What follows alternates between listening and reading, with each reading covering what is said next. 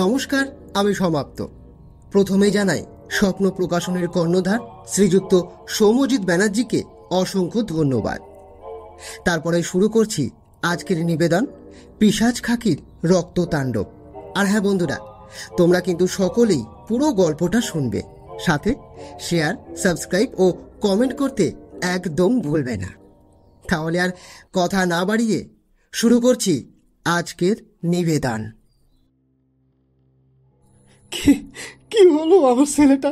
দেখো দেখো কেমন ভাবে পড়ে রয়েছে বাড়ির ধাওয়ায়। কে করলো ওর এমন অবস্থা? কে করলো? হে ভগবান, কালকে রাত পর্যন্ত তো ঠিকই ছিল। মালতীর ছেলেটা বাড়ির দাওয়ায় রক্তশূন্য অবস্থায় পড়ে রয়েছে দেখে গ্রামের সকলের মধ্যে এক তীব্র উন্মাদনার সৃষ্টি হলো। মালতীকে ধরে ঘরে নিয়ে গেল তার স্বামী মুকুল। বাড়ির দাওয়ায় পড়ে থাকা ওই শিশুটির দিকে তাকিয়ে গ্রামের বৃদ্ধা মহিলাটি বলে উঠলেন, ওকে ওকে পিশাচে পেয়েছে, পিশাচে। আমি তো বলেইছিলাম একে একে একে একে সব মরবে, সব। দাসির কথা তো বাসি হলে ফলে না, তাই তোমরা কেউ আমার কথায় ওই তোয়াক্কা করনি।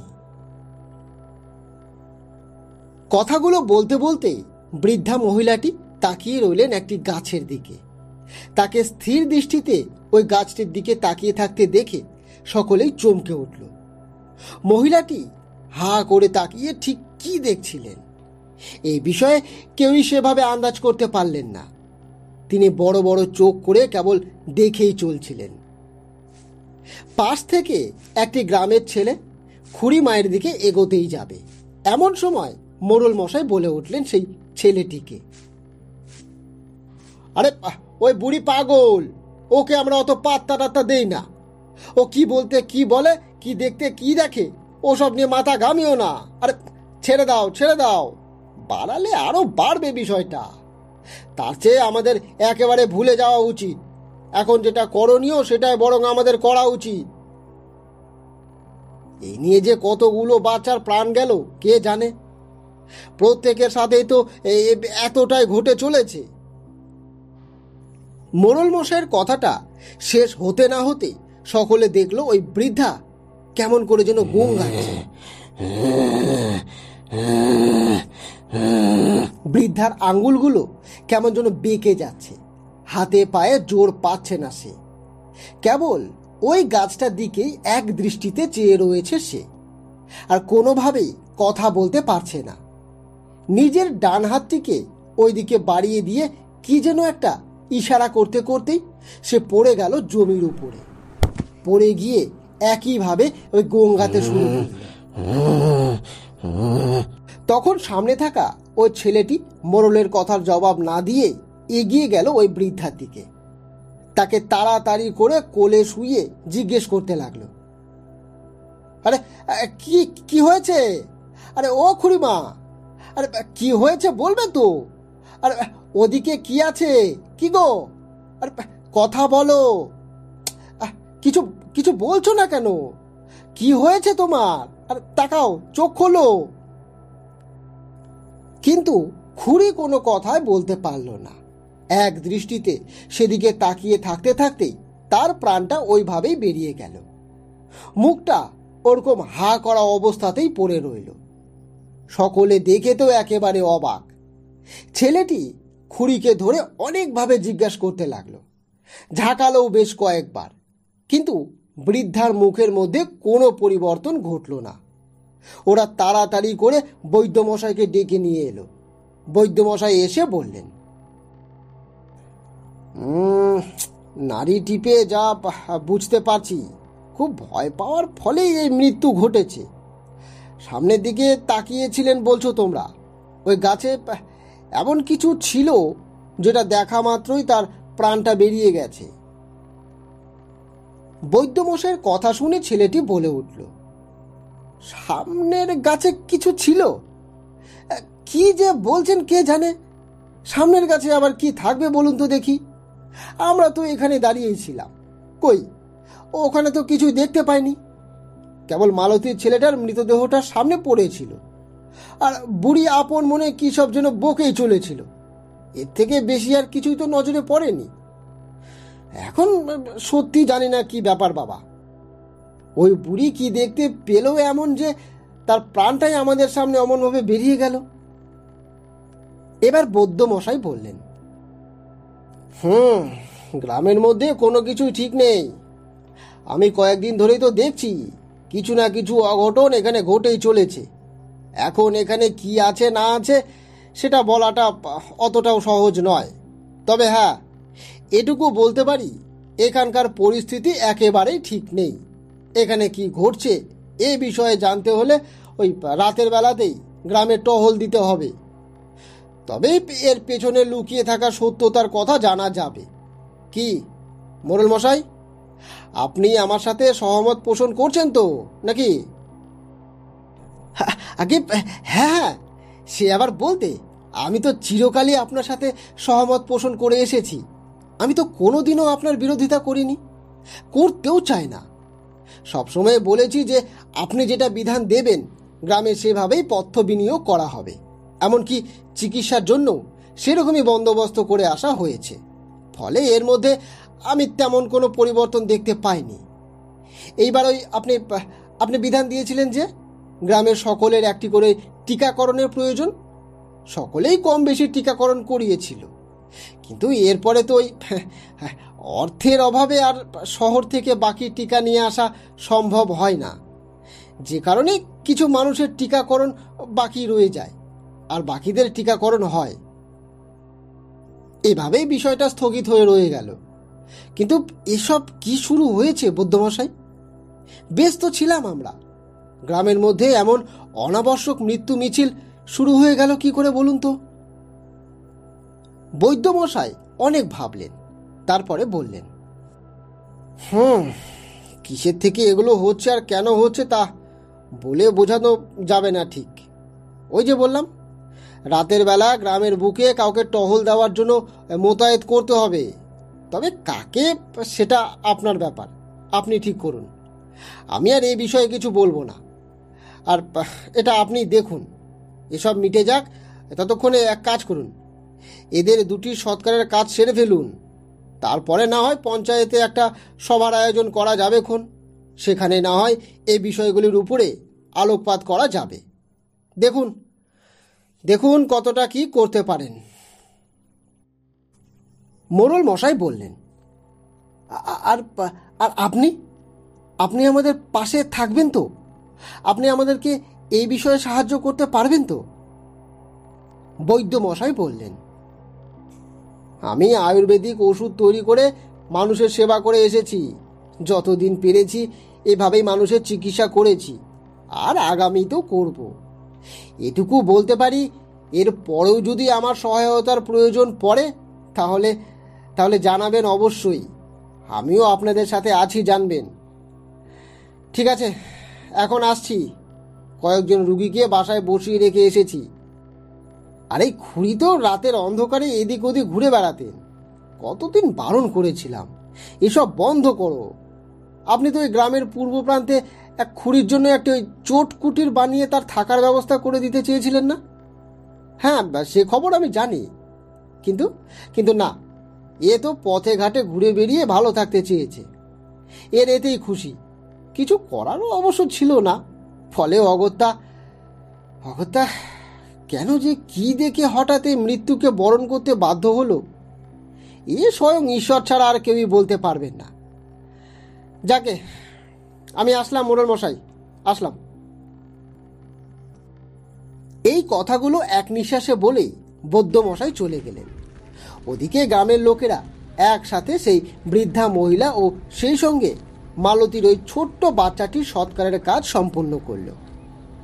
এরপরে আবার সকলে গ্রামে ফিরে এলো। মোড়ল মশাই বাড়িতে ফিরবার পূর্বে সকলকে উদ্দেশ্য করেই বললেন, দেখো, গ্রামের অবস্থা কিন্তু একেবারেই ঠিক নেই। কে সব করছে সেটাও আমরা ঠিকভাবে আন্দাজ করে বলতে পারবো না। রাতের অন্ধকারে একজনকে রাখতে হবে যে পাহারা দেবে, বুঝেছো? নচেত আর কিছুই সম্ভব নয়। কাজেই কালকে আমি সবাই এক বৈঠকে ডাক দেব। আপনারা কিন্তু সকলেই সেখানে আসবার চেষ্টা করবেন। ওইখানেই না হয় এই বিষয়ে আলোচনা করে নেওয়া যাবে খন। কাকে গ্রামে রাত্রিবেলা ওই পাহারাদার হিসেবে নিয়োগ করা যেতে পারে সেদিকেও না হয় আলোচনা করে নেওয়া যাবে খন। আর দেখো, অনেকেই এই কাজের উপযুক্ত হওয়ার সত্ত্বেও নিজের সংসার ফেলে রাত্রে পাহারা দেওয়ার কাজ করতে চাইবে না, তা আমি জানি। কারণ প্রত্যেকেরই প্রাণে একটা ওই ভয় রয়েছেই, এটাই স্বাভাবিক। তবুও দেখি, যদি কেউ তোমাদের মধ্যে থেকে রাজি হয় তাহলে তাকে দিয়েই বাকি কাজ করিয়ে নেওয়া যাবে এখন। এই বলেই মোড়ল মশাই বাড়িতে ফিরে গেলেন, আর বাদবাকিরাও যে যার বাড়ির উদ্দেশ্যে রওনা হয়ে গেল। সেদিন রাতের বেলা গ্রামটা যেন একেবারে থমথম করছিল। কোথাও কোনো লোক নেই। একটি পিন পড়া শব্দ হলেও যেন সেটা বোঝা যাবে এমন। মোড়ল মশাইয়ের বাড়ির দাওয়ায় একটা কুকুর সবসময় বাঁধা থাকত। মোড়ল মশাই নিজেই ওই কুকুরটিকে পোষ মানিয়েছিলেন। সেদিন রাত্রে কিছুতেই ওই কুকুরটাকে চেষ্টা করেও ঘরের ভেতরে নিয়ে যেতে পারলেন না। ওই কুকুরটি বাইরে শুয়ে থাকবার জন্য জেদ করতে শুরু করলো। মোড়ল মশাই বললেন, আরে এই কেলো, আরে আসবি তো, ইস আয় না বাবা, আয় না। এভাবে বাইরে তোকে বেঁধে রাখবো কি করে বলতো? সময়টা ভালো ঠেকছে না। রোজই তো তুই ঘরের ভেতরে রাত্রে থাকিস, আজকে কেন শুধু শুধু বাইরে থাকবার জেদ করছিস বলতো? কুকুরটা অকারণেই জোরে জোরে ডাকতে শুরু করল। মোড়ল মশাই অনেক করে জিজ্ঞাসা করলেন, আরে এই কেলো, আরে কি হয়েছে, কি হয়েছে রে বাবা, বল না, সামনে কাকে দেখছিস? এই কি রে, কি হয়েছে, এই কেলো? অথচ কুকুরটির সেই ঘেউ ঘেউ ডাকের কোনো সমাপ্তি হলো না। সে বিকট আওয়াজ করে ডেকেই চলল। মোড়ল মশাই সামনের দিকে চেয়ে দেখলেন সেখানে কেউ নেই, কিচ্ছু নেই, সবই স্বাভাবিক রয়েছে। কাউকে দেখতেও তিনি পেলেন না। তিনি কুকুরটিকে শক্ত করে দড়িতে বেঁধে রাখলেন। পায়ের সাথে দড়িটিকে বেঁধে সামনের একটি বাঁশের সাথে ভালো করে আটকে দিলেন। এরপরে কুকুরটির দিকে তাকিয়ে ভালো লাগার ভঙ্গিতেই তিনি বলে উঠলেন, এই যে আমি কিন্তু এবারে ঘরের ভেতরে ঢুকে যাচ্ছি। তুই কিন্তু রাতের বেলা এমনভাবে চিৎকার করবি নে, এ আমি বলে রাখছি। তাহলে কিন্তু গিন্নি আর আমার একেবারে ঘুম হবে না, এ আমি বলে দিয়ে গেলুম। থাক তুই, গেলাম আমি। মোড়ল মশাই জানতেন না সেই ভয়ঙ্কর বিপদের কথা। আসন্ন বিপদ যে কতখানি ওই ভয়ানকভাবে সবকিছুকে গ্রাস করতে বসেছে সেই বিষয়ে ধারণা থাকলে তিনি কোনোদিনই ওই কুকুরটিকে সেদিন রাত্রে অন্ধকারে বাইরে ওভাবে বেঁধে রেখে চলে যেতে পারতেন না। নিয়তি বড়ই ভয়ঙ্কর, এর সাথে লড়াই করে কেউ কোনো দিন জিততে পারেনি। ফলে তার পক্ষেও সম্ভব হলো না। তিনি ঘরে গেলেন, গিন্নির কাছে দুঃখ করে গোটা বিষয়টা জানালেন। মোড়লের গিন্নি তাকে উদ্দেশ্য করেই বলল, এই বিষয়ের সাথে জুঝতে পারা এত সহজ কাজ নয় গো, অনেক কঠিন কাজ। গ্রামে এখন যা পরিস্থিতি, তাতে করে কাউকে সারাটা রাত বাইরে কাটাতে বলার অর্থ সাংঘাতিক বড় ভুল হবে। প্রাণের বিনিময়ে প্রাণ। এখন যেন কেউ এই খেলাতে মেতে উঠেছে। কেন যে এইভাবে নিরীহ মানুষগুলোকে শেষ করতে চাইছে কিছুই তো আন্দাজ করতে পারছি নে। তুমি এক্ষেত্রে কি বা করবে বলো তো? না না, আর শোনো না, বলছি আমি চাই না এসবের ভিড়ে তোমার কোনো ক্ষতি হয়ে যাক। এমনিও সারাটা জীবন আমি সন্তানহারা হয়ে রয়ে গেলাম, এরপরে আবার গ্রামের মধ্যে ঘটতে থাকা এই মৃত্যু খেলার সাথে জুঝতে পারার ক্ষমতা তৈরি করে বেঁচে থাকতে হচ্ছে। কেন যে এত ভয়ানক পরিমণ্ডলের সৃষ্টি হলো কে জানে। মোড়ল মশাই বললেন, গিন্নি, ঠিকই বলেছ তুমি। আজকে যেভাবে দুটো জলজান্ত মানুষকে শেষ হতে দেখলাম নিজের চোখে, উফ, কি আর বলবো। চোখের সামনে তাদেরকে দাহ হতে দেখলাম। এমন নৃশংস দৃশ্য এর আগে কোনোদিনও দেখিনি গো। এইমাত্র কাউকে এই গ্রামে রাতের বেলা টহল দিতে বলতে পারলে তবেই জানবে আসল রহস্যের উপর থেকে পর্দা ওঠা সম্ভব হবে। না হলে জানি না কি এই গ্রামের ভবিষ্যৎ। গ্রামের ভবিষ্যৎ এখন কার হাতে? আমাদের হাতে নাকি ওই রক্তখেকোর হাতে? মোড়ল মশাইয়ের মুখ থেকে উচ্চারিত হওয়া ওই শেষ শব্দটি যেন প্রতিধ্বনিত হয়ে গ্রামের আনাচে কানাচে দেওয়ালগুলোতে ধাক্কা খেয়ে আবারও সেই দিকে ফিরে আসতে চাইল। গ্রাম তার নিজের বুকে পাথর চেপে যেভাবে কষ্ট ও দুঃখগুলোকে সহ্য করে চলেছিল, সেটি ছিল এক কথায় অনস্বীকার্য। তবুও সময় যে খেয়ালের সাথে মেতেছিল, সেই খেয়ালের সাথে পেরে ওঠা কারোর পক্ষে সম্ভব ছিল না। রাত আরো গভীর হলো। ওদিকে আবহাওয়াও যেন বদলে যেতে শুরু করলো। মোড়ল মশাই বললেন, কি গো গিন্নি, ও গিন্নি, আরে বাইরে কুকুরটার গলার আওয়াজ পাচ্ছ? গিন্নি মা বললেন, অন্যদিন তো ডাকে, ঘেউ ঘেউ করে চিৎকার করে, আজকে কেমন যেন গো গো করে শব্দ করছে গো। এখন তো বাইরে ঠান্ডাও নেই যে ও গঙ্গাবে। একবার কি বাইরে গিয়ে দেখবো? কি গো, আরে শুনছো? বাইরে গিয়ে দেখবে নাকি একবার? গিন্নিমা অনেকবার করেই বললেন, কিন্তু মোড়ল মশাই বাধা দিলেন। তিনি বললেন, না না, এখন বেরোতে হবে না, ছেড়ে দাও তো। ও যা করছে করুক, কি আর হবে, কালকে দেখবো ওখন। আজকে ঘুমিয়ে পড়ো তো, ঘুমিয়ে পড়ো। এমনিও আজকে অনেক ধকল গেছে আমার উপর দিয়ে, এখন আর বেরোতে ইচ্ছে করছে না আমার। ঘুমো ঘুমো ঘুমো। এই বলেই মোড়ল মশাই সেদিন ঘুমিয়ে পড়লেন। ওদিকে গিন্নিমাও সেভাবে আর কথা বাড়াতে চাইলেন না। পরের দিন সকালে গিন্নিমা ঘরের দরজাখানা খুলবার সাথে সাথেই আঁতকে উঠলেন। দেখলেন সামনের দিকে কুকুরটা মরে পড়ে রয়েছে, আর কুকুরের গলার কাছে দুটো ফুটো। কুকুরটা একেবারে নেতিয়ে পড়ে রয়েছে, আর তার চোখ দুটো খোলা পড়ে রয়েছে। মুখ দিয়ে গো গো শব্দ করে যে কুকুরটা মারা পড়েছে, সেটা মাথায় আসতেই চিৎকার করে কাঁদতে শুরু করলেন গিন্নিমা। গিন্নিমায়ের ওই কান্না শুনে মোড়ল মশাই বেরিয়ে এলেন। এসে দেখলেন ওই কাণ্ড। ওইদিকে গ্রামের অনেকেই বেরিয়ে এলেন। এই ভয়ঙ্কর অবস্থার কথা জানতে পেরে তারাও ঘাবড়ে গেলেন।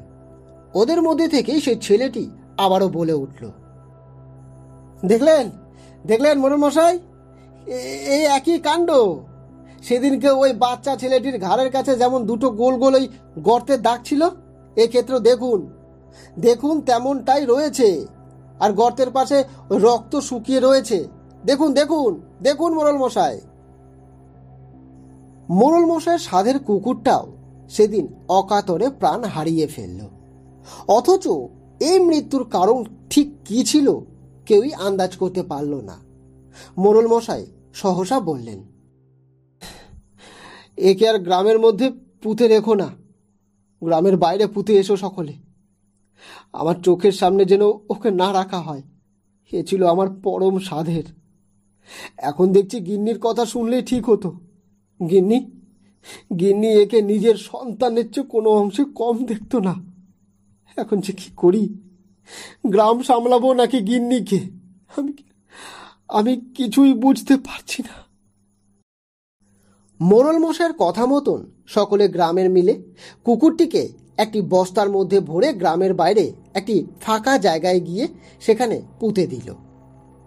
এরপরে আবার গ্রামে ফিরে এলো তারা। মোড়ল মশাইয়ের সাথে সাক্ষাৎ করলো সকলেই। এবার মোড়ল মশাই বললেন, না না, আর দেরি করাটা একেবারে ঠিক কাজ হবে না। তোমরা বরং আজকে একবার পঞ্চায়েতে এসো, সেখানে না হয় একটি সভার আয়োজন করতে হবে, আর ওইখানেই এই বিষয়ে ভালো করে আলোচনা করে নেওয়া যাবে খন। আরে বাবা, একটা সিদ্ধান্তে তো আসতেই হবে আমাদের, নাকি? কেউ নিজে চোখে না দেখলে এই রক্ত খেকোকে কিছুতেই হাতে নাতে ধরতে পারবো না আমরা। এ কোনো জন্তুর কাজ বলে মনে তো আমার হয় না। দেখি আমি এক ওই তান্ত্রিককে এখানে ডেকে পাঠাচ্ছি। আজকে সবাই তিনিও উপস্থিত থাকবেন। তিনিও আমাদেরকে এ বিষয়ে কিছু না কিছু বিধান অতি আবশ্যক দেবেন। সেই বুঝেই আমাদেরকে এগোতে হবে, এটা কিন্তু সকলে মনে রেখো। আচ্ছা ঠিক আছে, তোমরা এসো, তোমরা এখন এসো, এসো এখন এসো। আর শোনো, দুপুরের দিকে আজকে সভা ডেকেছি কিন্তু। আমি এখন যাই, আমি এখন গিন্নির কাছে যাই, তাকে সামলাই গিয়ে। না হলে সেও যদি অসুস্থ হয়ে পড়ে তখন আমি কি করব বলো তো। গ্রামের তান্ত্রিক বাবার আগমন ঘটেছে শুনে সকলের চোখে মুখে স্বস্তির ছাপ স্পষ্ট অনুভব হলো। সময় গড়িয়ে গেল। দুপুরের দিকে পঞ্চায়েতে এসে হাজির হলেন সকলেই। জটাধারী তান্ত্রিক আগেই এসে বসেছিলেন মোড়লের পাশে। তার সাথে গ্রামের লোকেরা আলাপ পরিচয়ও করল।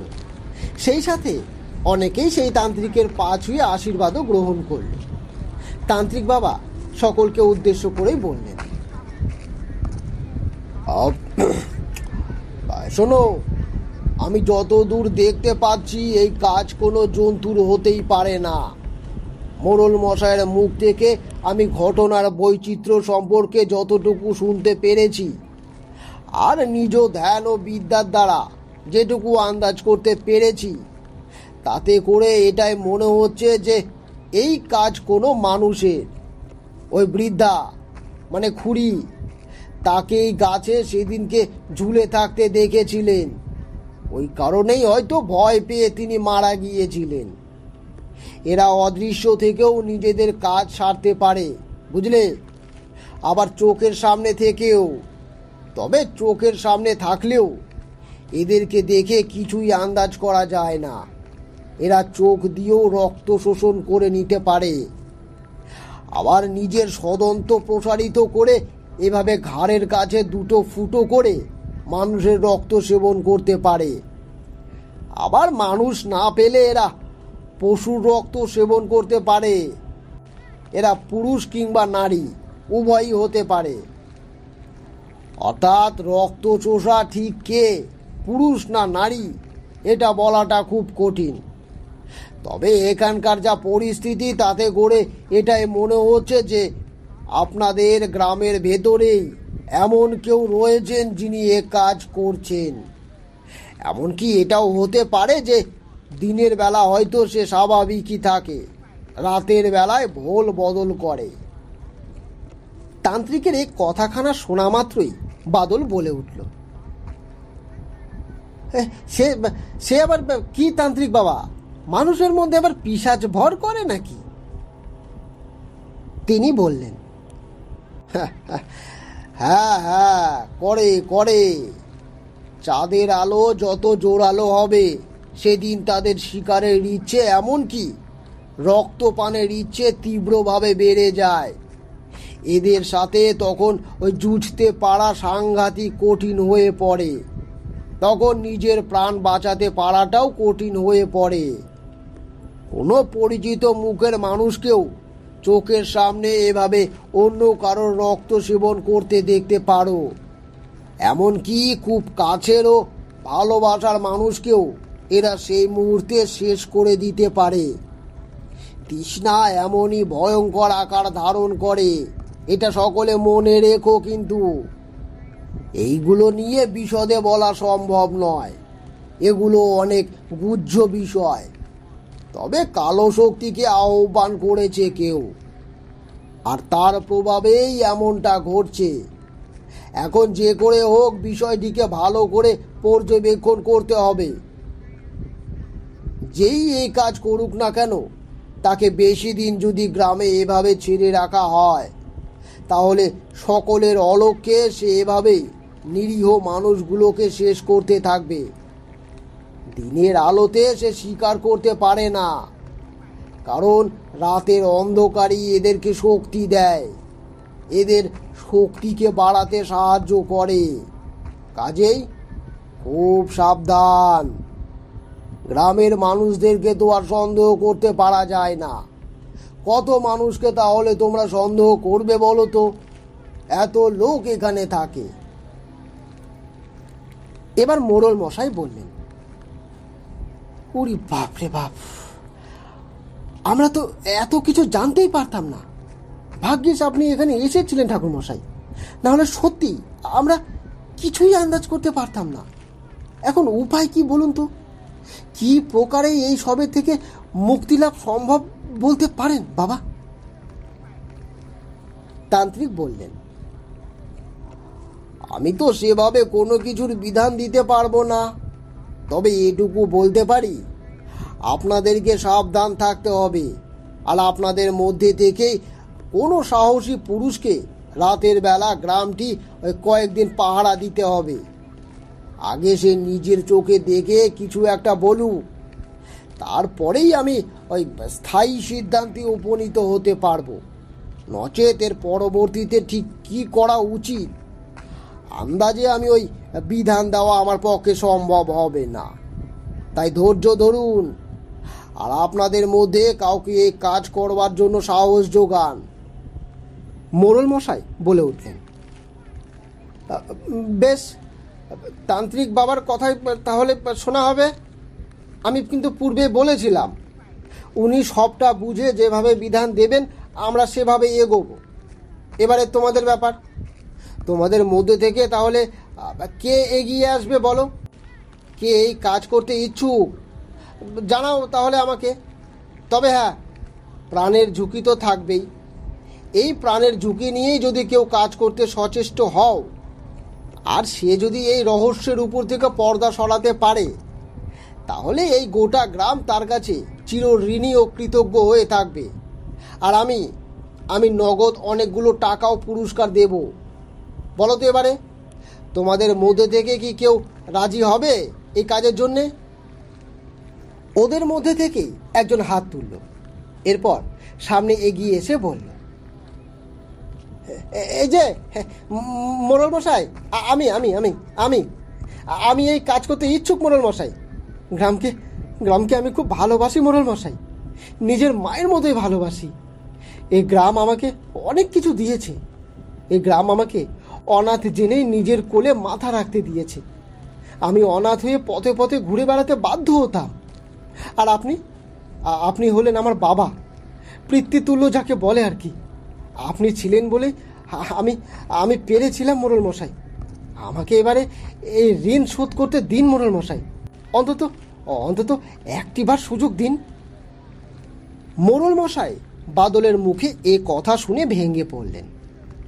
তাকে যে উনি নিজের সন্তানের মতনই দেখতেন, এই অনাথ ছেলেটি ঋণ শোধ করতে চাইছে জেনে তার চোখ সাথে সাথে জলে ছলছল করে উঠল।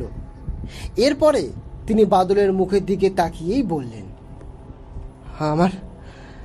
আমার বুকটা খালি করে চলে গেল রে একজন। আজকেই তাকে পুঁতে দিয়ে এসেছে এরা সকলেই। আরও একটা সন্তানের বলি। ঈশ্বর কি করে সহ্য করব আমি? এবার তান্ত্রিক বাবা বললেন, আগে থেকেই তো খারাপ কিছু চিন্তা করো না মোড়ল, ভালো তো হতে পারে। ও যাক না, কাউকে না কাউকে তো ওর পরিবর্তে যেতেই হতো। তাহলে ও যাক। সেই জায়গায় ও যখন নিজে থেকে যেতে চাইছে তখন ওকে বাধা দিচ্ছ কেন? হতেও তো পারে এর মধ্যে দিয়ে ঈশ্বর আমাদেরকে কোনো বার্তা পাঠাতে চাইছেন। যাক, হোক সে কাজ, শুরু হোক, দেখি না কি হয়। তারপরে তো আমি আছি নাকি? আমি যদি ওকে সেই বিপদের মুখে রক্ষা করতে পারি, তবে তো ওর কিছু হবে না, কি বলো? তান্ত্রিক বাবা যে নিজে থেকে এ কথা বলবেন সেটা সেই মুহূর্তে কেউ ধারণাও করতে পারেনি। মোড়ল মশাই বললেন, আগে আমি আপনার কথাটি ঠিক বুঝতে পারলাম না বাবা। আমি যদি খুব ভুল নাই হই, তাহলে কি আপনি এই ছেলেটি মানে বাদলের সাথেই রাত্রে গ্রামকে পাহারা দেবেন বলছেন? তান্ত্রিক বাবা বলে উঠলেন, হ্যাঁ, ঠিকই ধরেছ তুমি। আমিও ওর সাথেই থাকবো। আসলে থাকতে রাজি হতাম না, কিন্তু তোমরা কুসংস্কারের থেকেও বেশি যে মানুষত্বের দাম দাও, এমনকি মানুষের সাথে মানুষের এত ভাব ভালোবাসা, আবেগীয় সম্পর্কে জড়িয়ে রয়েছো। এসব দেখে কোথাও না কোথাও মনে হলো আমিও তো তোমাদেরই একজন হয়ে এই কাজ করতেই পারি। এর মধ্যে বাধা কোথায়, কি বলো সকলে? তান্ত্রিক বাবা যে তাদের সাথেই এভাবে কাজ ক্রমে সচেষ্ট হয়ে উঠবেন সেটা কেউই পূর্বে আন্দাজ করতে পারেনি। উনি উনার এই দরিয়া দিলিতে সেদিন সকলে মুগ্ধ হয়ে উঠেছিলেন। ঠিক হলো সেদিন রাত থেকেই বাদল পাহারায় বেরোবে আর উনার সাথেই থাকবে ওই তান্ত্রিক বাবা। ফলে সকলে নিশ্চিন্তে যে যার কাজে লেগে পড়ল। রাতের বেলা বাদল আর তান্ত্রিক বাবার সাথে কথোপকথন সেরে ফেলে যে যার ভিটের উদ্দেশ্যে এগিয়ে গেল। রাতের অন্ধকার আরো ঘন হলো। তান্ত্রিক বাবা বাদলকে উদ্দেশ্য করেই বললেন, বাদল, আকাশের দিকে চেয়ে দেখো বাদল। ওই যে দেখছো, আজকে ভরা পূর্ণিমা। আজকে ঠিক আমরা তাকে দেখতে পাবো। সে ঠিক আমাদের চোখের সামনে আসবেই। এমনি দিনে তার শক্তি বৃদ্ধি পাক বা না পাক, আজকে রাতে তো সে পরম শক্তিশালী হয়ে উঠবেই। আর সে আজকে নিজের শিকার ধরতেও এগিয়ে আসবে। আমরা ঠিক তাকে দেখতে পাবো। আর শোনো, সে কিন্তু ওই তোমার পরিচিতদের মধ্যেও একজন বেরোতে পারে। চোখের সামনে শিকার ধরতে দেখলেও তাকে কিন্তু কোনোভাবে আওয়াজ দিও না, কিংবা চিৎকার করে উঠো না, তবে কিন্তু কেলেঙ্কারি হয়ে যাবে ভাই। তুমি কিন্তু নিজেকে সামলাতে পারবে না, সে তোমার উপরে হামলা করবে। নিজের শিকারকে সামনে ফেলে রেখেও তোমাকে শেষ করতে আসবে আগে, কারণ সে কোনো প্রমাণ রাখতে চায় না। এরা শিকার ধরবার পরে তার রক্ত খেয়ে এই কারণেই তাকে প্রাণে মেরে ফেলে, যাতে ওই শিকার আর তাদের নাম প্রকাশ্যে আনতে না পারে। কারণ একবারে তো সবটুকু রক্ত খেয়ে ফেলা যায় না, একটু একটু করে রক্ত সেবন করতে হয়। তাই যতটা পারে সেটুকু রক্ত সেবন করে এরা নিজের শিকারকে তৎক্ষণাৎ প্রাণে মেরে ফেলে। এটা কিন্তু মনে রেখো, এ বিষয়টা এরকমই জটিল।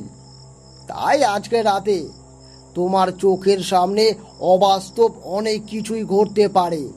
সাবধানের মার নেই। নাও, এবারে আমাদের এগিয়ে যেতে হবে। চলো চলো। শোনো, চুপচাপ থাকবে কিন্তু, আর ওই চোখ কান সব সময় খোলা রাখবে। আমার উপরেও ওই হামলা হতে পারে, আর তোমার উপরেও হতে পারে।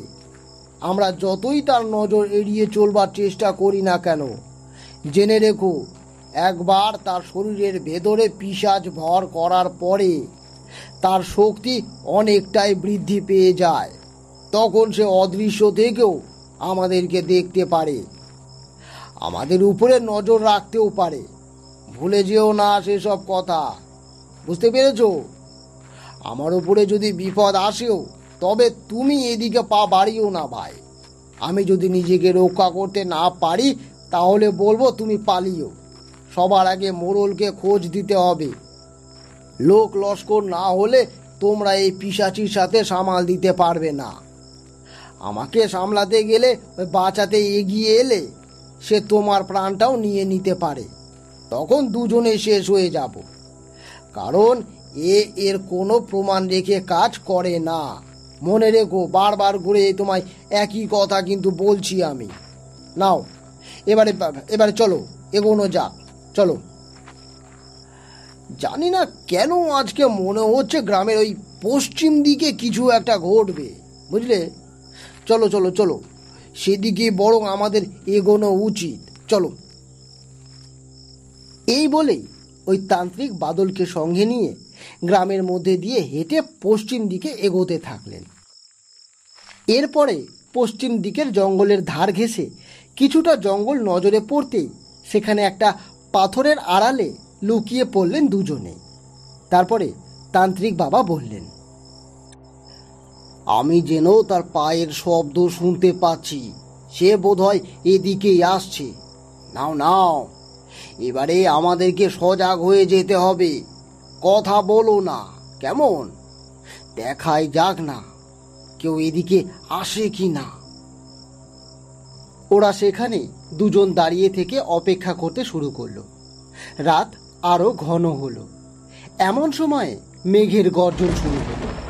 হঠাৎ করে আকাশটা লাল হয়ে গেল, কিন্তু চাঁদটাও আকাশে সমানভাবে জ্বলজ্বল করতে থাকলো।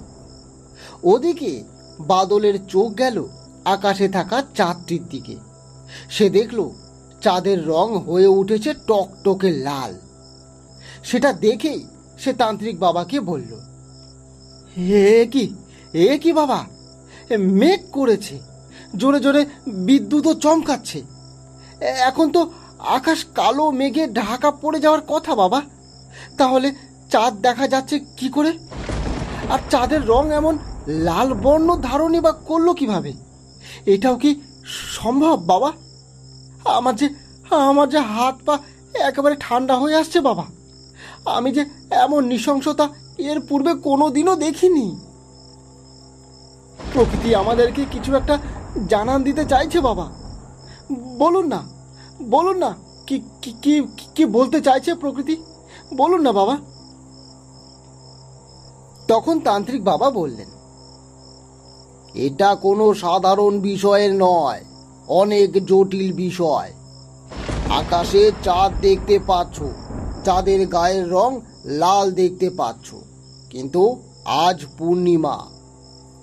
এরপরেও চাঁদের রং লাল বর্ণ ধারণ করেছে।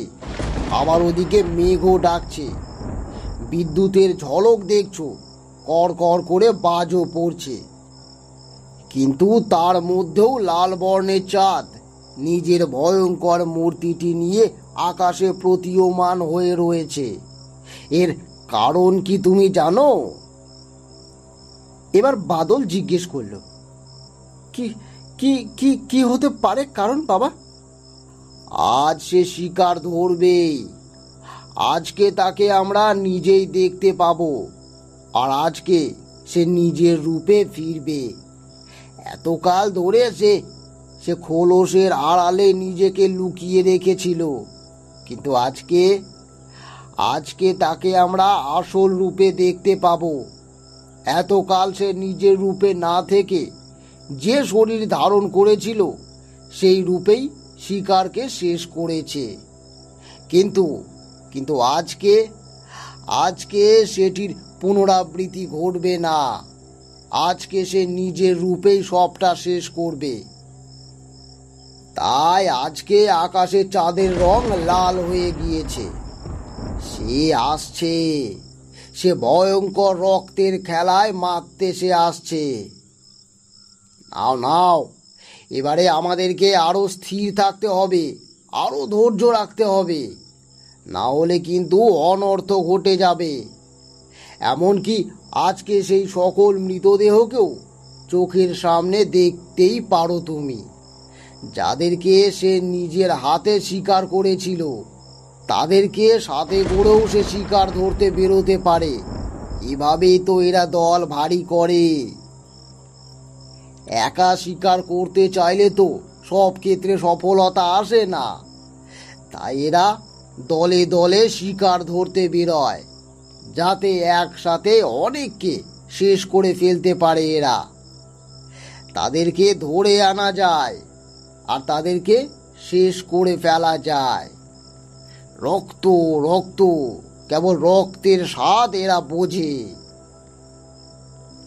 এমন সময় মেঘটা আরো জোরে গর্জন করে উঠল, আর ওদিকে আকাশে থাকা গোলাকার ওই লাল চাঁদটা যেন নিজের ক্ষমতাকে আরো অধিক পরিমাণে বৃদ্ধি করতে শুরু করলো। আরো কিছুটা সময় এভাবেই পেরিয়ে গেল। এরপরেই জঙ্গলের পেছনের দিক থেকে একটি গঙ্গানির শব্দ ভেসে আসতে শোনা গেল। তান্ত্রিক বাদলের মুখটা শক্ত করে চেপে ধরলেন। এরপরে তিনি বললেন, সাবধান, আমি তার উপস্থিতি টের পাচ্ছি। খবরদার, এখন কিন্তু মুখে কোনো আওয়াজ করা যাবে না। আগেই কিন্তু বলে দিচ্ছি আমি।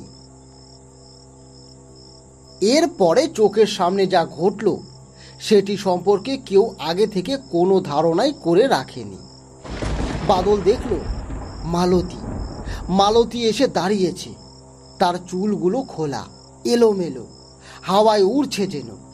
পরনের বস্ত্রটি অঙ্গে নেই বললেই চলে। হাতে বড় বড় নখ, আর পায়েও। তার মুখ থেকে দুটি সদন্ত নির্গত হয়েছে, সেটি বাইরে প্রসারিত। সেখান থেকে রক্ত ঝরছে টপ টপ করে। আর তার পায়ের কাছে পড়ে রয়েছে গ্রামেরই এক ব্যক্তি। বাদল তাকে রাখাল কাকা বলেই চেনে। বাদল নিজেকে সংযত রাখতে আর পারল না কিছুতেই। রাখাল কাকা তাকে অনেকবার অনেক বিপদের হাত থেকে বাঁচিয়েছিল। এমনকি চাষের কাজটাও তাকে নিজের হাতে করে শিখিয়েছিল। সেই রাখাল কাকাকে মাটিতে লুটিয়ে পড়ে থাকতে দেখে বাদলের শিরদাঁড়া বেয়ে হিমেল রক্তের স্রোত বয়ে যেতে শুরু করলো। সে জোরে জোরে হাঁপাতে শুরু করলো। মুখ দিয়ে গঙ্গানির শব্দ বার করতে থাকলো। কিন্তু তার মুখটাকে চেপে ধরে রাখলেন তান্ত্রিক বাবা। এরপরে তারা দেখলো এক বিভৎস দৃশ্য। আমাকে আমাকে ছেড়ে দে মালতী, ছেড়ে দে, ছেড়ে দে, দয়া করে আমাকে মালতী, আমাকে যেতে দে।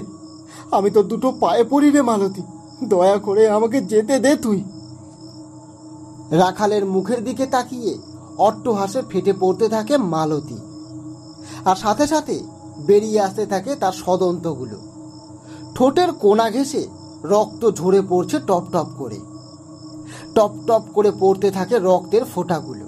আর মালতী আরও রক্তের স্বাদ নেওয়ার আকাঙ্ক্ষায় এগিয়ে দিতে থাকে নিজেকে ওই শিকারের দিকে। রাখালের হাত পা ক্রমে ঠান্ডা হয়ে আসতে থাকে। এমন সময় বাদল তান্ত্রিকের হাতটা নিজের মুখ থেকে সরিয়ে ফিস ফিস করে বলে ওঠে, বাবা, ও বাবা, আপনি এই দৃশ্য আমাকে দাঁড়িয়ে দাঁড়িয়ে দেখতে বলছেন বাবা? এও কখনো সম্ভব? মালতী যে নিজের মধ্যে নেই বাবা। ও যে রাখাল কাকাকে শেষ করে ফেলবে, মেরে ফেলবে। আর আপনি আমাকে এই দৃশ্য দেখতে বলছেন চুপচাপ? হাতে হাত দিয়ে বসে থাকা কি করে সম্ভব বলুন তো? এই যে রাখাল কাকা, আমার কাকা, মানুষটা চলে গেলে যে আর কোনোদিনও তাকে ফিরে পাবো না। নিজের হাতে দাহ করতে হবে আমাকে। দয়া করে রাখাল কাকাকে বাঁচান আপনি বাবা, বাঁচান ওনাকে। আমার যে ক্ষমতা নেই বাদল, ওই পেটের সাথে আমি লড়াই করতে পারবো না। এর জন্য অনেক ক্ষমতার প্রয়োজন, অনেক কিছু জানবার প্রয়োজন। এখন ওর সামনে গিয়ে পড়লে ও তোমাকে আর আমাকে উভয়কেই শেষ করে ফেলবে। কেন বুঝতে পারছো না আমার কথা? কিছুতেই বাদলকে বোঝাতে পারল না ওই তান্ত্রিক। সে তান্ত্রিকের হাত ছাড়িয়ে নিল আর ওই গাছের আড়াল থেকে বেরিয়ে এলো প্রকাশ্যে। এরপরে মালতীকে লক্ষ্য করে বলে উঠল, ছেড়ে দে মালতী, ছেড়ে দে রাখাল কাকাকে। তোর ওই সাদাসিধে রূপের আড়ালে যে এত বড় পিশাচ লুকিয়ে রয়েছে, এ জানলে তো গ্রামের সকলে মিলে অনেক আগেই তোকে জ্যান্ত পুড়িয়ে মেরে ফেলতো রে। তার মানে সেদিন তুই শেষ করেছিলিস তোর নিজের ছেলেকে। মা হয়ে নিজের সন্তানের বলি দিতে তোর বুকে বাঁধলো না? তার মানে খুঁড়িকেও খেয়েছিস তুই? না না, কিন্তু আর না। তোকে একবার যখন হাতের নাগালে পেয়েছি, তখন শেষ করেই ফেলবো তোকে আমি। বাদল সামনের দিকে এক পা এগোতেই যাবে, তার আগেই সে দেখল ঝড়ের চেয়েও দ্রুত গতিতে তার সামনে এসে দাঁড়িয়েছে মালতী। কিভাবে যে সে এগিয়ে এলো বাদল আন্দাজ করতে না করতেই মালতী সদন্ত বার করে বাদলের ঘাড়ে কামড় বসাতেই যাবে। এমন সময় তান্ত্রিক বাবা বাইরে এলেন। এরপরে এক ঝটকায় ধাক্কা মেরে মালতীকে বাদলের শরীর থেকে দূরে সরিয়ে দিলেন। বাদল, বাদল, আমি তোমাকে বলেছিলাম বাদল, এ রূপে সে মালতী নয়। তুমি ওকে মালতী ভেবে খুব ভুল করছো। ও এখন কেবল তোমাকে নিজের শিকার ছাড়া আর কিছুই ভাবতে পারছে না। ও এখন কেবল শিকারের আশায় লোলুপ হয়ে উঠেছে। যাকে সামনে পাবে তাকেই শেষ করে ফেলবে। তোমার কোনো ক্ষতি আমি হতে দেব না বাদল। রাখালকে সাথে নিয়ে তুমি পালাও, পালাও তোমরা। আর মোড়ল মশাইকে সবটা জানাও। আমি আমি আমি আমার সর্বশক্তি দিয়ে মালতীকে আটকানোর চেষ্টা করছি। যাও, যাও এখান থেকে বলছি, শিগগির যাও। তান্ত্রিকের কথায় ওরা ওখান থেকে দৌড়ে পালাতে শুরু করলো।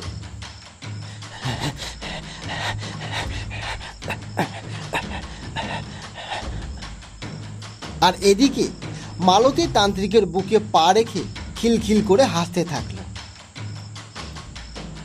কিরে, কি ভেবেছিস তান্ত্রিক?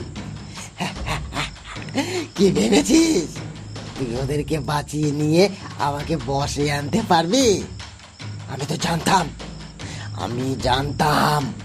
এই গ্রামে যদি কেউ আমার পথের বাধা হওয়ার চেষ্টা করে তাহলে সেটা একমাত্র তুই হবি। তুই কিছুতেই আমাকে আমার কাজে সফল হতে দিবি না। এই কারণেই যে তুই এমনটা করেছিস সেটা আমি খুব ভালোভাবে বুঝে গেছি। আমি তোকে শিকার বানাতে চেয়েছিলাম রে। এটা তো কেবলই আমার টোপ হিসাবে কাজ করেছে।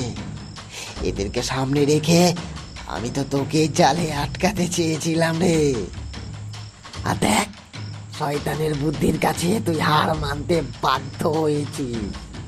তান্ত্রিক জটাধারী নিজেকে রক্ষার আপ্রাণ চেষ্টা করে যেতে লাগলো, কিন্তু কোনো তন্ত্রমন্ত্রের শক্তি আর কাজ করলো না। শেষে ওই তান্ত্রিকের ঘাড়ের কাছে নিজের সদন্ত দুটোকে আরো প্রসারিত করে সাথে সাথে ঢুকিয়ে দিল মালতী, আর চুষে নিতে লাগলো শরীরের সবটুকু রক্ত।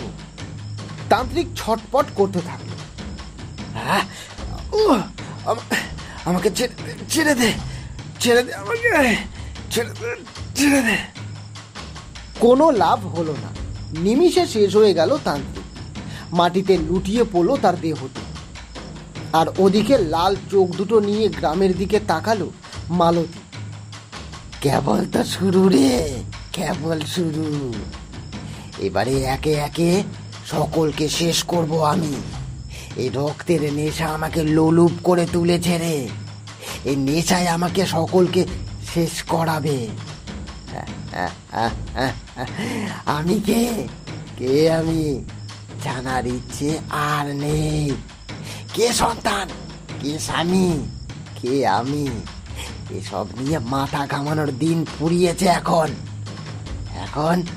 এখন কেবল শক্তিশালী হতে হবে আমায়।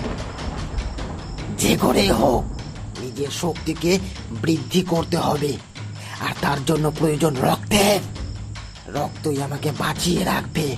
শুধু রক্ত, হ্যাঁ শুধুই রক্ত। আকাশের ওই লাল চাঁদ আমার শক্তির কথা জানান দিচ্ছে। ওই চাঁদের রং যত গাঢ় হবে আমার শক্তিও ততই বৃদ্ধি পাবে, আর আমি একে একে সকলকে শেষ করতে থাকবো। কত দূর পালাবি, কত দূর পালাবি রে?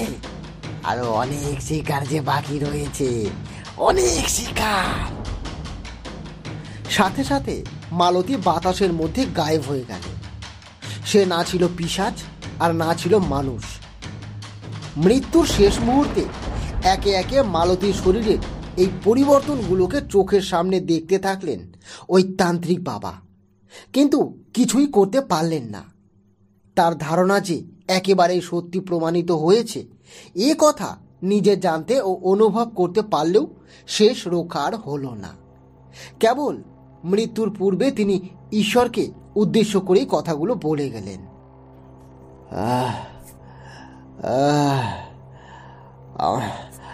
আমাকে তো যেতেই হবে,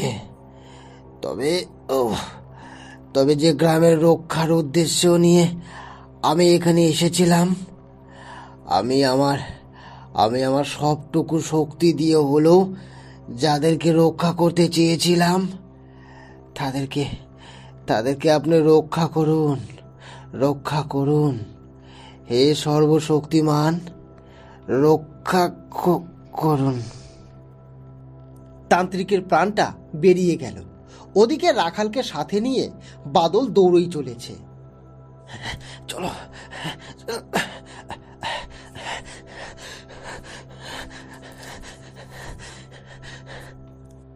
রাখাল বাদলকে উদ্দেশ্য করেই বলল, বাদল, বাদল, দয়া করে আমাকে বাঁচাও বাদল, আমাকে বাঁচাও। ওই মেয়ে মালতী নয় বাদল, আমি ওর খাদ্য হতে চাই না বাদল, আমাকে আমাকে বাঁচাও, আমাকে বাঁচাও বাদল। এবার বাদল বলল, এখন এখন এসব ভাবার সময় নেই রাখাল কাকা। আমি তোমাকে মরতে দিয়ে কোনোদিনও এখান থেকে চলে আসতে পারতাম না, আমি কোনোদিনও না। সেই কারণে তো আমি এখানে চলে এসেছি, আর নিজের প্রাণের মায়া না করে আমি তোমাকে বাঁচিয়েছি। ওই যে ওই যে ওই যে ওই যে ওই যে ওই যে দেখো দেখো, ওদিকে তাকাও তাকাও, আমরা পৌঁছে গেছি কাকা, আমরা পৌঁছে গেছি। মোড়ল মশাইয়ের বাড়িতেই যেতে হবে আমাদেরকে, তান্ত্রিক বাবাও তেমনটাই বলেছেন। ওনাকে সবটা না জানালে যে গ্রামের লোকেরা একত্রিত হতে পারবেন না, আর ওই পিশাচিকে যে শেষ করতেও পারবে না। নাও নাও, চলো চলো চলো চলো চলো, এবার আমাদেরকে মোড়ল মশাইয়ের ভিটের সামনে গিয়ে দাঁড়াতে হবে, দরজা ধাক্কাতে হবে। আমার যে বড্ড ভয় করছে কাকা, চলো চলো, এসো এসো আমার সাথে এসো। এই বলেই অভিমুখে তাকিয়ে বাদল রাখালের হাতটা টেনে ধরল, কিন্তু সে অনুভব করল রাখাল কিছুতেই এগিয়ে আসছে না। বাদল তার হাতটা ধরে যতই নিজের দিকে এগোনোর জন্য অনুরোধ করতে থাকুক না কেন, রাখালের পা আর সরতেই চাইছে না। এমন সময় বাদল শুনতে পেল একটা কণ্ঠস্বর, বাদল, বাদল, এদিকে তাকাও বাদল, বাদল, এদিকে তাকাও বলছি। ওভাবে যে আমি তোমার সাথে মোড়লের বাড়িতে যেতে পারবো না বাদল। এতদিন তো শুধু বুড়ো লোকেদের রক্ত খেয়েছি, কিন্তু আজকে যে তোমার মতন একটা কচির রক্ত খাবো, এই সুযোগ কি করে হাতছাড়া করতে পারি বলো তো বাদল? এই কথা শোনা মাত্রই বাদলের শিরাবে ভীমের রক্তের স্রোত বয়ে গেল। সে পিছনের দিকে ফিরে তাকাতে পারছিলই না, কিন্তু অগত্যা কোনো উপায় খুঁজে না পেয়ে সামান্য পেছনের দিকে ফিরে তাকাতে সে দেখল রাখালের পরিবর্তে সেখানে দাঁড়িয়ে রয়েছে মালতী। সে একবার রাখালের রূপ ধারণ করছে, আবার নিজের রূপে ফিরে আসছে। এই দৃশ্য দেখা মাত্রই বাদল রাখালের হাতটা ছেড়ে দিল, এরপরে মাটিতে আছাড় খেয়ে পড়ল। ঘ্যাসটাতে ঘ্যাসটাতে পেছনের দিকে আসতে শুরু করলো বাদল।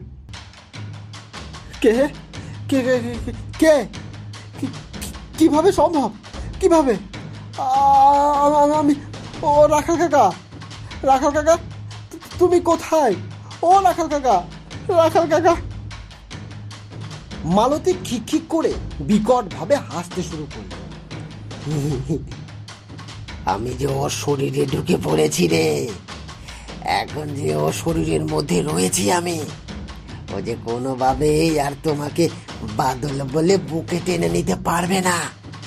আমি যে আছি, আবারও নেই। যে কোনো মুহূর্তে আমি শরীর পরিবর্তন করতে পারি। আমি ছায়া হয়ে মানুষের উপরে নজর রাখতে পারি, আবার কায়া ধারণ করে তাদেরকে শেষও করে ফেলতে পারি। সেদিন আমি ওই খুড়িকে গাছের ডালে বসে শেষ করেছি। তোরা আমাকে দেখবি কি করে রে? আমি যে অদৃশ্য, একেবারেই অদৃশ্য, আবার পরক্ষণে দৃশ্যমান। বুঝলি না তো? বুঝতেও পারবি না, একদম পারবি না। অমোঘ শক্তির অধিকারিণী আমি, অমোঘ শক্তি। এমন শক্তি দেখেছিস কারোর মধ্যে? দেখেছিস কি? এই প্রথম আমি তো তোদেরকে আমার শক্তির সাথে পরিচয় করালাম রে। হ্যাঁ হ্যাঁ হ্যাঁ, এবার রাখালের রক্তটা খাবো তো আমি। ওকেও সমানভাবে শেষ করব। আর তারপর তোকে, তোর যাওয়াটাও তো আটকাতে হবে না। মোড়লের বাড়ির দিকে তোকে কিভাবে যেতে দেব বলতো? যেতে পারলেই তো সবটা নিজের মুখে বলবি তুই। তারপরে তারপরে গ্রামের সকলে মিলে আমাকে শেষ করবার ফন্দি বাঁধবে না?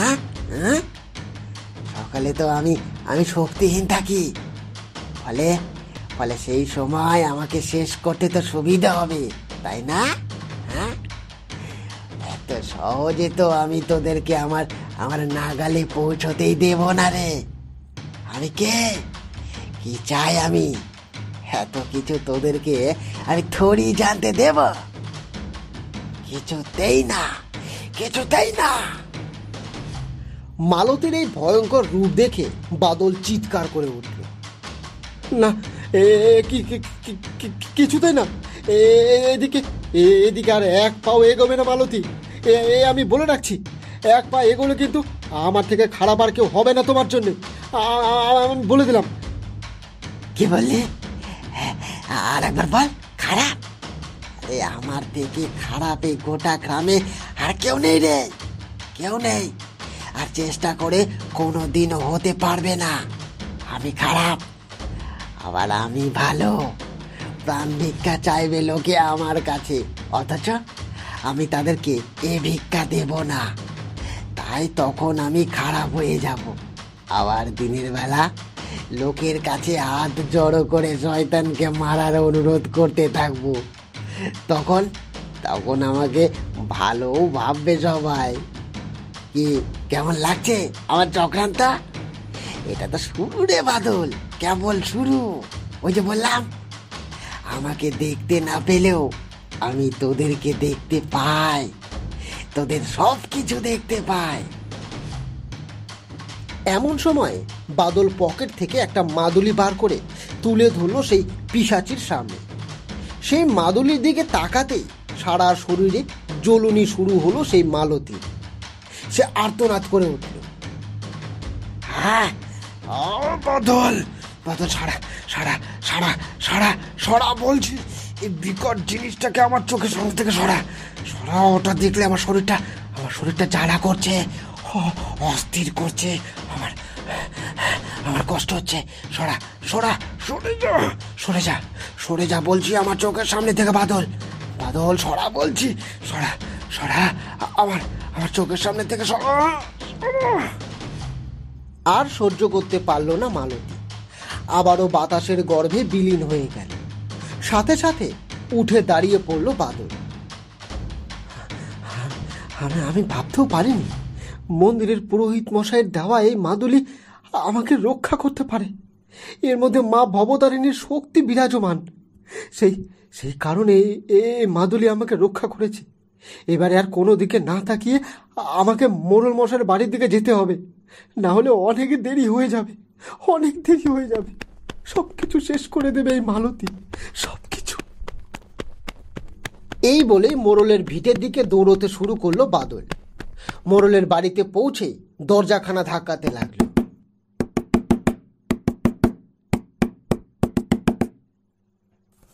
মোড়ল মশাই অতি রাত্রির বেলা দরজা ধাক্কানোর শব্দ পেয়ে আবারও ঘাবড়ে গেলেন, কিন্তু তিনি না এসেও থাকতে পারলেন না। কারণ পূর্বেই বাদলের সাথে তার কথা হয়ে গিয়েছিল। বাদল বিপদে রয়েছে বা পড়তে পারে, এ ভেবেই তিনি এগিয়ে এলেন। এরপরে দরজাখানা খুলতেই দেখলেন বাদল নেই। পরিবর্তে তার সামনে এসে দাঁড়িয়েছে মালতী। মালতীকে অত রাতে নিজের ভিটের সামনে দাঁড়াতে দেখে ঘাবড়ে গেলেন তিনি। এরপরে তিনি বললেন, কিরে মালতী, এত রাত্রে তুই হঠাৎ আমার বাড়িতে কেন? কিছু কিছু কিছু বলবি নাকি? কিছু হয়েছে? মালতীর সাথে সাথে নিজের রক্ত মাখা সদন্ত বিকশিত করলো ওই মোড়লকে লক্ষ্য করে, আর এগিয়ে যেতে থাকলো লোলুপ দৃষ্টি নিয়ে। আমি মালতী নই, মালতীর শরীরকে কেবল কবজা করেছি। শরীর না পেলে যে আমি শান্তি পাইনি রে। রক্তের স্বাদ নিতেও তো পারবো না। মালতী তো আমাকে এ কাজে সাহায্য করেছে রে মোড়ল। এবারে তোর রক্ত খাবো আমি। সেদিন তোর কুকুরটাকে খেয়েছিলাম। কি করবো বল? দরজার সামনে লেবু লঙ্কা ঝুলিয়ে রেখেছিল তোর গিন্নি। আজকে আর বাধা নেই। আজকে তোকেও খেতে পারবো, সেই সঙ্গে তোর বউটাকেও। রক্তের স্বাদ বড় ভালো হয় রে, জানিস। এই বলে নিজের ঠোঁটের উপর লেগে থাকা রক্তগুলোকে চেটে চেটে খেতে লাগলো মালতী, আর খিক খিক করে হাসতে থাকলো মোড়লের দিকে তাকিয়ে।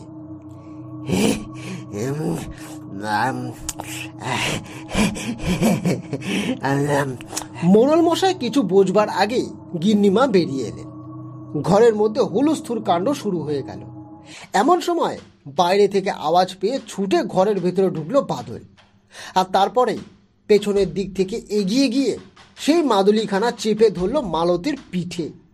সাথে সাথে পিঠের ওই অংশটা পুড়ে গেল, আগুন ধরে গেল সেখানে। মালতী অট্ট চিৎকারে ফেটে পড়ল। পেছন দিকে ফিরে তাকিয়ে বাদলের গলাটাকে টিপতেই যাবে, তার আগে বাদলের মধ্যে মিলিয়ে গেল মালতীর অস্তিত্ব। মালতী গায়েব হতেই ঘরের দরজাখানা বন্ধ করে দিল বাদল। এরপরে তাড়াতাড়ি করে মোড়ল মশাই ও গিন্নি মায়ের দিকে এগিয়ে এসে নিজের সাথে ঘটে যাওয়া একটির পর একটি ঘটনার বর্ণনা করতে লাগলো নিখুঁতভাবে। সেই সকল বর্ণনা শোনা মাত্রই হাত পা ঠান্ডা হয়ে গেল সেই দুজনের। মোড়ল মশাই মাথায় হাত দিয়ে বসেই পড়লেন। কি করবেন আর কিছুই বুঝতে পারছেন না তিনি। কিভাবে এই রহস্যের উপর থেকে পর্দা সরাবেন তিনি কোনোটাই আন্দাজ করে উঠতে পারছেন না। এরপরে গিন্নিমা বললেন, এসবের মধ্যে যদি কেউ কেউ আশার আলো দেখিয়ে থাকে তাহলে জানবে সেটা একমাত্র ওই মাদুলি অর্থাৎ গ্রামের পুরোহিতই পারবে এই সমস্যার সমাধান করতে। কেন মালতীর সাথে এমনটা ঘটলো আর কিভাবে ঘটলো, এই সব প্রশ্নের উত্তর কেবলই উনিই দিতে পারবেন। আমি বাদলকে একা ছাড়তে পারবো না। আমি আর বাদলকে একা ছাড়বো না। বাদল যতদিন না পর্যন্ত এই পিশাচির ভয় গ্রামে মুক্তি হচ্ছে ততদিন তুই এখানে থাকবি বাবা, আমাদের ভিটেতেই থাকবি। ঠিক আছে গিন্নিমা, ঠিক আছে, আপনি যেমনটা বলছেন তেমনটাই হবে। সেদিন রাতটা কেটে গেল। পরদিন সকালেই বাদল মোড়ল মশাইকে সাথে নিয়ে এসে পৌঁছলো গ্রামের মন্দিরে। পুরোহিত মশাই মন্দিরে পুজোর কাজ সেরে বাড়ির দিকে রওনা হচ্ছিলেন। এমন সময়ে তাদের দুজনকে আসতে দেখে তিনিও বেশ ঘাবড়েই গেলেন। এরপরে তিনি বললেন, কি ব্যাপার মোড়ল মশাই, বাদল, তোমরা সব এখানে? কি ঘটেছে? আবারও কি কিছু ঘটেছে নাকি? বাদল সবটাই জানালো। এরপরে পুরোহিত মশাই বাদল ও মোড়ল মশাইকে উল্লেখ করে বললেন,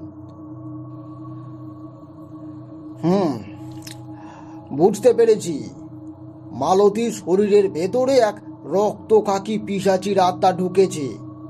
এই ধরনের পিশাচ খুব সীমিত থাকে, এরা সহজে ধরা দেয় না। মালতী নিঘাত এমন কোনো স্থানে গেছিল যেখানে এই সকল পিশাচের বিচরণ করে। সেখান থেকে এই বিপদকে নিজের সঙ্গে করে নিয়ে এসেছে সে। এই পিশাচ সাধারণত ওই কবরখানা কিংবা কোনো মৃতদেহ সংস্করণের স্থলেই ঘুরে বেড়ায়। এরা শরীর খোঁজে, শরীর পেতে চায়। এসব স্থলের সামনে দিয়ে দুপুরের দিকে কিংবা রাতের বেলাতে যদি কোনো সধবা এলো চুলে ঘুরে বেড়ায় কিংবা এসবের আশপাশ দিয়েও যায়, তাহলে ওই সকল পেত নারীর শরীরে ঢুকে পড়ে আর তারপরে নিজেদেরকে বিস্তার লাভ করাতে থাকে। ধীরে ধীরে সেই রমণীও ঠিক ওদেরই মতন আচরণ করতে শুরু করে। রক্তের পিপাসু হয়ে ওঠে, রক্ত খেতে চায়, রক্ত লোলুপ হয়ে ওঠে। ঠিক যে বিষয়টা এখন মালতীর মধ্যে দেখতে পাচ্ছ তোমরা সকলে। মালতীর শরীরটাকে সে একেবারে দখল করে নিয়েছে। এখন মালতীকে শেষ করলে তবেই ওই পেতনি ও শরীর ত্যাগ করবে। এবার মোড়ল মশাই বললেন, এই কাজ কিভাবে সম্ভব হবে পুরোহিত মশাই? আমরা তো কিছুই বুঝতে পারছি না।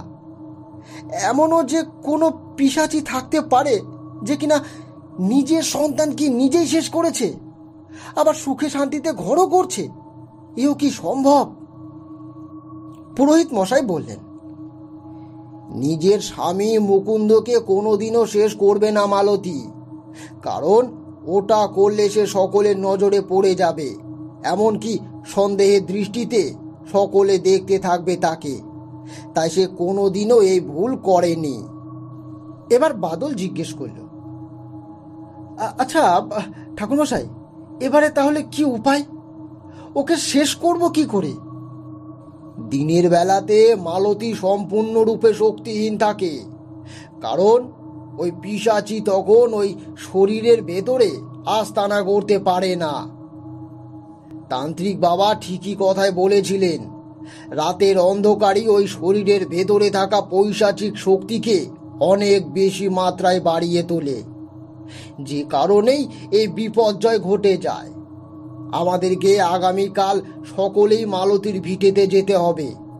ও যখন ঘুমিয়ে থাকবে ঠিক সেই সময়ই আমাদেরকে এই কাজ সেরে ফেলতে হবে। আর এর জন্য প্রয়োজন একটি ছেনি আর একটি হাতুড়ির, যেটি সূর্যাস্তের পূর্বেই মালতীর বুকের মাঝ বরাবর আমাদেরকে বিদ্ধ করতে হবে। কথাটা মনে রেখো তোমরা দুজনেই। আমিও তোমাদের সাথেই যাব। তোমাদের এই কাজ করতে দিলে তোমরা কেউ করতে পারবে না, আর এই ভয়ঙ্কর বিষয়টি ক্রমে মাথা চাড়া দিয়ে আবারও উঠবে। কাজেই এই কাজ আমাকেই করতে হবে। পুরোহিত মশাইয়ের সাথে আলাপ আলোচনা সম্পূর্ণ হলো। সেদিন রাতটা সকলে ওই মন্দিরে কাটালাম, কেউই বাড়িতে ফিরলেন না। ওদিকে গিন্নিমা চিন্তায় পাগলের মতন ছটপট করতে থাকলেন, কিন্তু মোড়ল মশাই পুরোহিতের কথায় কিছুতেই মন্দির ত্যাগ করে বাইরে বেরোলেন না। পরের দিন সকালে পুরোহিত লাল চন্দনের তিলক কেটে লাগালেন সকলের কপালে। এরপরে আস্তে আস্তে তারা মন্দির ত্যাগ করে এগিয়ে চললেন মালতীর ভিটের দিকে। ভোরের দিকে মালতীর ভিটের বাইরেটা একেবারে শুনশান আর শান্ত ছিল। একটিও জনপ্রাণী ছিল না সেখানে। পুরোহিত মশাই বলে উঠলেন, এই সেই সুবর্ণ সুযোগ। এই সময়ে আমাদেরকে ঢুকে পড়তে হবে ওই মালতীর ভিটের অন্দরে, আর সে যেখানে ঘুমিয়ে থাকবে সেখানে কাজ সেরে ফেলতে হবে। কেমন? তোমরাও আমার পিছু নাও। এসো এসো এসো। এই বলেই আস্তে করে মালতীর ভিটের দরজা ঠেলে ভেতরে প্রবেশ করলেন তারা তিনজনই। তারপরে এগিয়ে যেতে থাকলেন। এমন সময় সকলে দেখলেন মালতী নিজের ঘরে খাটের উপরে শুয়ে ঘুমোচ্ছে, আর তার স্বামী মুকুন্দ মেঝের উপরে মরে পড়ে রয়েছে। গলার কাছে রয়েছে দুটো বড় বড় ছিদ্র। তাজা রক্তগুলো তখন ওই ফুটো দিয়ে বাইরে বেরিয়ে আসছে। পুরোহিত মশাই সকলকে মুখে হাত দিয়ে ইশারা করে চুপ করে থাকতে বললেন। তারপরে বললেন, এই যে দেখেছো তো, দেখো দেখো, তোমাদের কথায় ফলেছে। ওই মালতী শেষে নিজের তৃষ্ণা রোধ করতে না পেরে নিজের স্বামীকেও শেষ করে ফেলতে বাধ্য হয়েছে। যে সব কিছুকে খেতে পারে সে কি আর আমাদেরকে এত সহজে ছেড়ে দেবে ভেবেছ? এইবারেই আমাদেরকে উদ্দেশ্য সাধন করতে হবে। এতে আমারও প্রাণ চলে যেতে পারে, কিন্তু কিন্তু কিন্তু কেউ তোমরা আমাকে বাঁচাতে এসো না। একবার যেই মালতীর দংশনের শিকার হবে সেও ওর মতনই হয়ে যাবে। মনে রেখো, একমাত্র সূর্যের আলোয় এদেরকে শেষ করতে পারে। তাই আগে মালতীর ঘরের সমস্ত জানালাগুলো খুলে দাও। সূর্যোদয় হয়ে গিয়েছে। এই আলো ঘরের ভেতরে এসে পড়লে মালতী আরো শক্তিহীন হয়ে পড়বে। নাও নাও নাও, আর দেরি করো না। আমি যেটা বলছি তাড়াতাড়ি শোনো। পুরোহিতের কথা মতন ওরা সকলে ঘরের জানালাগুলো খুলে দিল। মালতীর শরীর থেকে সাদা কাপড়টা সরাতেই তার নগ্ন চেহারা ধরা পড়ল। এরপরে পুরোহিত মশাই একটি লোহার ছেনি মালতীর হৃৎপিণ্ডের ঠিক বাদিক বরাবর রেখে তার উপরে সজোরে হাতুড়ি দিয়ে আঘাত করতেই সেটি প্রবেশ করে গেল মালতীর বুকের ভেতরে। এফোর ওফোর হয়ে গেল মালতীর বক্ষদেশ। চিৎকার করে উঠল মালতী। এরপরে পুরোহিতকে সামনে পেয়ে সবার আগে দুটো সদন্ত বার করে কামড়ে দিল পুরোহিতের কণ্ঠে। তারপরে ধাবিত হতে থাকলো বাদল ও মোড়লের দিকে। পুরোহিত মশাই বললেন, আগে বাইরে বেরিয়ে যাও, বাইরে বেরিয়ে যাও, তোমরা বেরিয়ে যাও, শিগগির বেরিয়ে যাও। এরপরে রোদে গিয়ে দাঁড়াও, ঘরের ভেতরে থেকো না, বেরো বেরো বেরো। ওরা দুজনে তাড়াতাড়ি করে কুটিরের বাইরে বেরিয়ে গেল। চিৎকার চেঁচামেচির কারণে গ্রামের লোকেরাও ততক্ষণে ওই কুটিরের সামনে এসে হাজির হয়েছিল। সূর্যের আলো মালতীর শরীরটাকে স্পর্শের সাথে সাথেই ওর শরীরে আগুন ধরে গেল। দাউ দাউ করে উঠল মালতীর পুরো শরীরটা। সেই সঙ্গে ঘটল আরও একটি বিপত্তি। এতদিন পর্যন্ত যাদেরকে দংশন করেছিল মালতী, তারাও এসে হাজির হলো সেখানে। প্রত্যেকেই ওই রক্তহীন শরীরটা দেখে কাঁপতে লাগলো গ্রামের বাসিন্দারা। তাদেরকে সূর্যের আলো গ্রাস করতে শুরু করলো। ওদের শরীরেও আগুন ধরে গেল। পুরোহিত মশাই বাইরে বেরিয়ে এলেন। সাথে করে নিয়ে আসলেন মুকুন্দের মৃত শরীরটাকে। তারাও পিশাচের রূপান্তরিত হয়ে থাকার ফলে সূর্যের আলোর সংস্পর্শে আসতেই তাদের শরীরেও আগুন ধরে গেল। ছটপট করতে থাকলো তারা সকলে। শেষে সবকটি দেহ কেবল ছাইতে রূপান্তরিত হয়ে গেল। চোখের সামনে এই বিভীষিকাময় দৃশ্য দেখে সকলেই সেদিন রক্তখাকির তাণ্ডব সম্পর্কে ধারণা তৈরি করতে পেরেছিলেন। তবে সেই ছাইগুলোকে কেউই নদীতে ভাসিয়ে দেয়নি, মাটিতে গর্ত খুঁড়ে পুঁতে দিয়েছিলেন, যাতে সেগুলি থেকে আর কোনোদিনও নতুন কোনো পৈশাচিক তাণ্ডব জন্ম নিতে না পারে। পুরোহিত মশাই আর তান্ত্রিক বাবার এই স্বার্থত্যাগ তারা কেউই ভুলতে পারেনি। এদের এই ঋণ শোধ করা গ্রামবাসীদের পক্ষে একেবারেই অসম্ভব ছিল। পরে তান্ত্রিক বাবার শরীরটাকে খুঁজে সৎকারের বন্দোবস্ত করা হয়। সেবারে রক্ষা পেয়েছিল ওই গ্রাম। তবে রক্তখাকিনীর ওই তাণ্ডবের বিভীষিকাকে ভুলতে পারেনি কেউই।